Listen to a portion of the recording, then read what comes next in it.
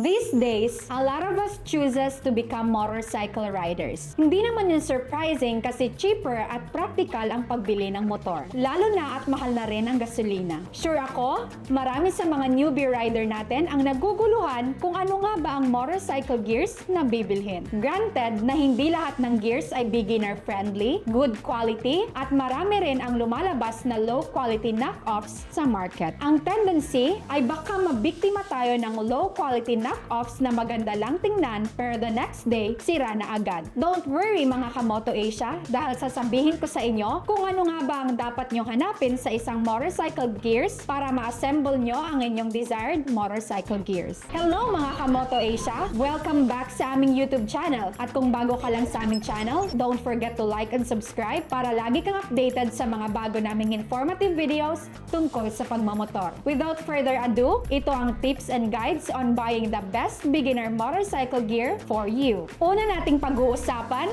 ay ang motorcycle jacket. Ang motorcycle jacket ay isa sa mga importanteng protective motorcycle gears na kailangan mo bilang isang rider. Ito ay nagbibigay ng extra protection in case of accidents by providing impact and abrasion resistance. Kadalasan, nagbibigay rin ito ng wind resistance, sun resistance, at pati na rin rain resistance. Ang pinakaunang dapat i-consider kung bibili ka ng motorcycle jacket ay ang material nito. Of course, ang best materials pagdating sa durability ay leather. Ang leather ay isang matibay na material, stylish, durable, at timeless. Pero since may kamahalan, medyo mainit, at need pa ito i-break-in, pwedeng-pwede na rin ang mga motorcycle jackets na gawa sa nylon at polyester. Matibay rin naman ang mga ito at maayos rin tingnan. Kadalasan, nylon at polyester ang ginagamit sa mga mall brand motorcycle gears dahil practical ito at mas mura. But in any case, subukan nyo maghanap ng motorcycle jackets na CE2 approved, gawa sa breathable fabric o kaya ay mesh layered para hindi masyadong mainit habang sinusuot. Waterproof for rainy rides, sunproof para hindi tayo masunog sa araw habang nagmamaneho, merong mga reflective strakes para magbigay ng visibility sa atin kapag tayo ay nagmamaneho sa gabi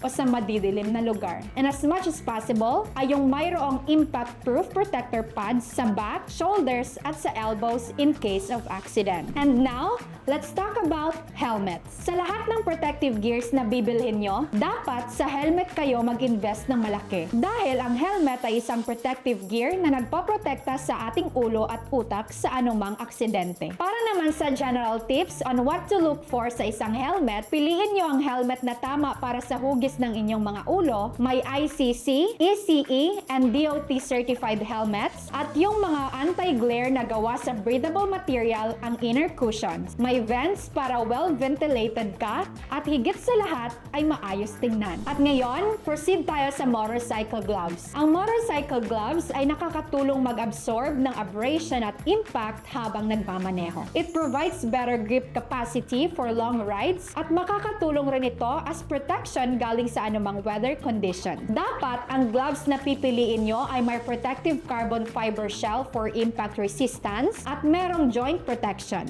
Breathable rin ito at yung touchscreen friendly design dahil practical at perfect ito para sa ating mga riders. Lalo na ang mga delivery riders natin na kailangang i-access ang phones buong araw. Then, punta naman tayo sa motorcycle pants. Ang motorcycle pants ay isang motorcycle gear na nagpoprotekta sa ating waist at leg area sa anumang aksidente at proteksyon na rin sa araw habang nagmamaneho. Ang mga dapat nyo namang hanapin sa isang magandang motorcycle pants ay ang breathable fabric na ginamit dito like breathable mesh nylon. Mainit sa Pinas, kaya dapat talagang breathable ang gamit nating riding pants to avoid overheating habang tayo ay nagmamaneho. Dapat abrasion resistant and at least padded at CE rated ito dahil importante rin sa lower region ang impact resistance in case of accidents. Since nasa usapang lower region tayo, huwag na nating i-neglect ang knee pads. Totoo nga naman na meron ng knee caps protection ang karamihan sa motorcycle pants. Pero, we can never go wrong for adding extra protection. Ang knee pads ay isang protective gear na nagpoprotekta sa ating mga tuhod from accidents. Just make sure na ang pipiliin yung knee pads ay CE certified, comfortable, at fit sa size mo. Gawa sa breathable material